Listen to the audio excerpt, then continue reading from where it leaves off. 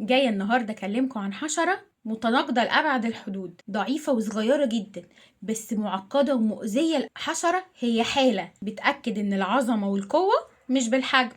شوف، عمالة أقولك حشرة حشرة، هي حشرة بس من أخطر الكائنات على الأرض. أنا ندى وده ندى توكس. تعالى أكلمك النهاردة عن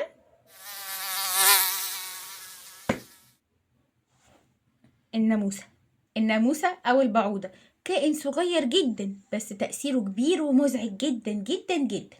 الناموسة تقريبا موجودة في كل حتة في العالم، بتنجذب أكتر للأماكن الرطبة والدافية. الناموس موجود على الأرض بقاله أكتر من 100 مليون سنة، يعني عصر الديناصورات وأزعاجهم، ومستمر في إزعاجنا لحد دلوقتي. هو مش من عصر الديناصورات، هو من قبل عصر الديناصورات، لأن العلماء اكتشفوا حفريات للناموسة بيعود عمرها لأكتر من 90 مليون سنة. حفريات للناموسة، حفريات للناموسة. كل ده ولسه ما انقرضتش. تحسها كده ايه، حشرة عنيدة متبتة في الدنيا، بس على مين؟ مضرب الناموس ما بيأثرش.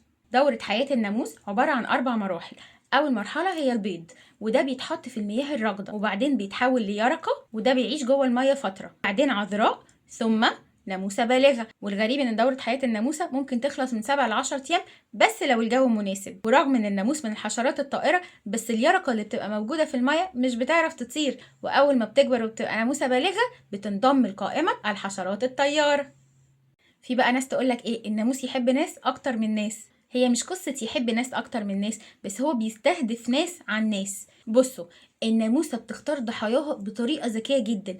الكائن ده مش عشوائي خالص، دول حاطين خطة وعارفين هم عايزين ايه كويس قوي. الناموسة بتقدر تتعرف على ضحيتها او على الانسان من على بعد 50 متر، يعني جايلك وعايزك ومستهدفك.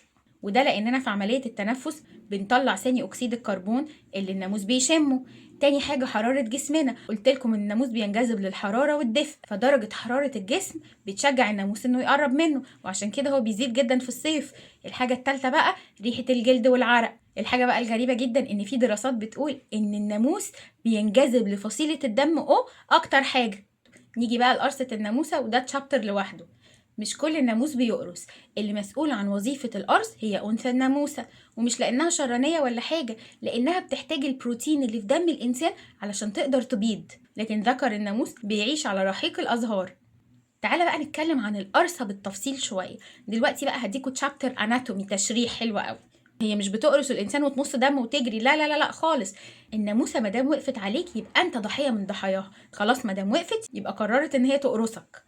القرصه دي عباره عن شكة صغيرة جدا في جسم الإنسان، بتدخل جسمنا مادتين، مادة مخدرة عشان ما تحسش بالشكة، والمادة التانية منع لتجلط الدم. مش هتستنى لما الدم يتجلط، هي عايزة تاخد النقطة وتجري، وهي حرفيا بتاخد نقطة دم، هي ما بتاخدش كمية كبيرة خالص. المهم بعد بقى الناموسة ما بتقرصنا بنحس بإيه؟ بنحس بحكة، عايزين نهرش في المكان اللي الناموسة قرصتنا فيه. بس ده مش بيكون بسبب القرصة. الحكة اللي احنا بنحس بيها او الهرشة دي، ده بيكون رد فعل الجسم للعاب الناموسة. لعاب الناموسة هو اللي بيخلينا نحس بالحكة، لاني اصلا القرصة اللي هي قرصتها لك او الشكة دي هي اديتك مادة مخدرة خدرت الجلد الاول، فانت ما بتحسش بيها. لكن الهرشة سببها لعاب الناموسة. اكلمك بقى عن جزء خطير جدا في جسم الناموسة، اسمه الخرطوم. الخرطوم اللي في جسم الناموسة ده مش جزء عادي كده، دي غرفة عمليات متنقلة. عبارة عن ايه؟ الخرطوم ده بيحتوي عن 6 إبر مجهرية، هكلمك عن 4 منهم بتستخدمهم لما بتيجي تقرص الإنسان.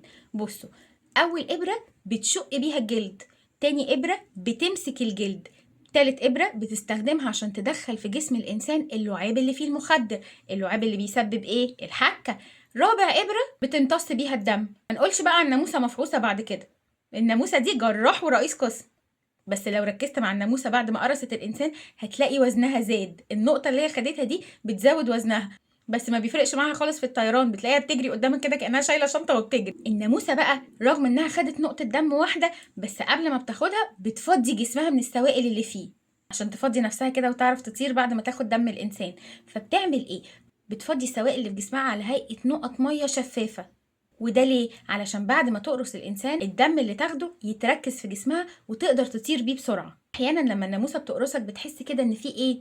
مكان القرصة تحس إن في إيه؟ نقطة مية كده، أو إحساس برطوبة، أو إحساس بحاجة ساقعة على جلدك، أو الإحساس الرطب ده. هي دي السوائل اللي هي بتفضيها قبل ما تقرص الإنسان. يعني الناموسة بتفضي وتشرب في نفس الوقت، دي مش دكتورة وبس، دي كمان مالتي تاسكينج. والهدف من اخراج السوائل دي من جسمها ان هي تفضي جسمها عشان تقدر تطير بسرعة، وكمان عشان الدم اللي هتاخده يتركز جوه جسمها. نيجي بقى للحتة المزعجة بتاعت الناموس، صوتها. صوت الناموسة أو الزز اللي بتضايقنا دي ناتجة عن إيه؟ ناتجة عن رفرفة جناحاتها. الناموسة بتقدر ترفرف بجناحاتها من 300 مرة ل 600 مرة في الثانية الواحدة، وكل نوع ليه تردد صوت مختلف. بس أحيانا تردد الصوت ده بيستخدموه الذكر والأنثى عشان يتفاهموا مع بعض وقت التزاوج. عجيب جسم الناموسة عبارة عن جهاز رادار، إبر جراحية، مخزن للدم، محركات طيران اللي هي الأجنحة، رادار شم، ما هو بيشمك، بيشم ثاني أكسيد الكربون وبيشم الجلد وبيشم العرق. سبحان الله بجد على خلق ربنا للكائنات. زمان كان في إعلان بيقول إيه؟ امشي يا ناموسة يا مفعوسة ما تقرصنيش. هي مش مفعوسة خالص وحضرتك احترسها، ده كائن ليه احترامه وعلى راسنا من فوق. زمان بقى كانوا يقولوا إيه؟ اطفي النور، اطفي النور وقت المغرب، خلي الناموس يطلع بره. الناموس مش بينجذب للنور ومش بيحب الضوء اصلا، برضه ملوش في الضلمه. هو الناموس مستهدفك انت. طفيت النور، فتحت النور، هو عارفك وشمك وهيفضل موجود طول ما انت موجود. هو بينجذب لجسم الانسان، فالنور منور او مطفي مش فارقه معاه في شيء ما دام انت موجود. فاطفي النور براحتك، هتتقرص هتتقرص. واحيانا اللبس مش بيقي من قرصه الناموسه، لو اللبس خفيف او لازق على الجسم الابره وشكه الناموسه هتوصل للجلد. طيب ليه الناموس بيزيد اكتر بالليل، او ليه بيقرصنا اكتر واحنا نايمين؟ القصة ملهاش علاقة بالنور زي ما قلت لكم، بس الفكرة ان بالليل اهدى والرياح بتكون اقل، واحنا نايمين بتبقى فرصة ذهبية للناموسة ان هي تقرص الانسان. في بداية كلامي قلت لكم ايه؟ قلت لكم ان الناموس من اخطر الكائنات على وجه الارض. هل ده حقيقي؟ حقيقي جدا. الناموسة من اكتر الكائنات اللي بتسبب وفيات على الارض. ملايين الوفيات سنويا بسبب الناموسة، ملايين. اكتر كائن حي بيقتل الانسان مش الاسد، مش التعابين، كل دول ماشي بيسببوا وفيات، بس اللي يجي في المرتبة الأولانية الناموسة. وده مش بسبب الحكة ولا القرصة ولا الكلام اللي احنا بنقوله ده كله، لا، بسبب الأمراض اللي الناموسة قادرة انها تنقلها عن طريق القرصة دي. زي ايه؟ زي الملاريا، زي حمى الضنك، فيروس زيكا، فيروس غرب النيل، وغيرهم من الفيروسات. الفيروسات بتموت فعلا، بس الحق يتقال مش كل الناموس بينقل الأمراض. بس احنا هنعرف منين الناموسة اللي جايه تقف على الإنسان دلوقتي بتنقل الأمراض ولا لا؟ فالاحتياط واجب. لما تشوف ناموسة اهرب منها. سبحان الله، كائن قد كده اهو، قد الضفر، قد كده اهو، بس مزعج وتأثيره شديد جدا على الإنسان. بس مش معنى كلامي إن أي ناموسة واقفة على الإنسان هتنقله كل الأمراض دي وتموته. هو الكلام ده بيكون في المناطق اللي فيها تلوث ومياه راكدة كتير ما فيهاش بيئة صالحة للعيش. لكن احنا بلادنا الحمد لله نظيفة وكويسة، ومادام الزبالة بتترمي في سلة القمامة مش في الشوارع ولا في الأنهار، احنا كويسين. فمش معنى كلامي ان احنا نخاف من الناموس، لا لا لا خالص. انا بس بديكوا فكره عن حياه الناموس ان جنرال. في بقى مؤرخين بيقولوا ان الناموس زمان قتل اعداد كبيره جدا من البشر، اكتر من الحروب قتلتهم. هديكوا امثله. مثلا في عهد نابليون حملته على منطقه اسمها هايتي فشلت بسبب الحمى الصفراء، الاف الجنود ماتوا، بس ما ماتوش بالسيوف، ماتوا بالناموس. في روما القديمة المستنقعات اللي في روما كانت مليانة بالناموس، والملاريا كانت عدو دائم للإمبراطورية الرومانية. في بقى دول بتعمل حاجة سخيفة جدا، بتعمل ناموس معدل وراثيا، يعني حرب بيولوجية ضد الناموس. بيعملوا ناموس من الذكور فقط علشان نسله ما يكملش، يعني بيحاربوا الناموس بالناموس. وانا بشوف ان ده منتهى الغباء، لان احنا كده بنلعب في التوازن البيئي. كل كائن مخلوق على وجه الارض ليه اهميه، ومن غيره فعلا يحصل اختلال، والاختلال ده لو حصل في النهايه بيرجع ياثر علينا احنا بالسلب. فزي ما مخلوق الداء مخلوق الدواء، يعني الناموس بينقل امراض، طول ما البيئه نظيفه عمره ما هينقل امراض. قرصه الناموسه مش هتعمل لنا حاجه يعني. برضو في كده بني ادمين لما بيشغلوا دماغهم بيودونا كلنا في داهيه. ودي كانت حكايه الناموسه المفعوصه. يا رب الحلقه تكون افادتكم. لو عجبتكم ما تنسوش اللايك والشير. اشوفكم على خير، باي باي.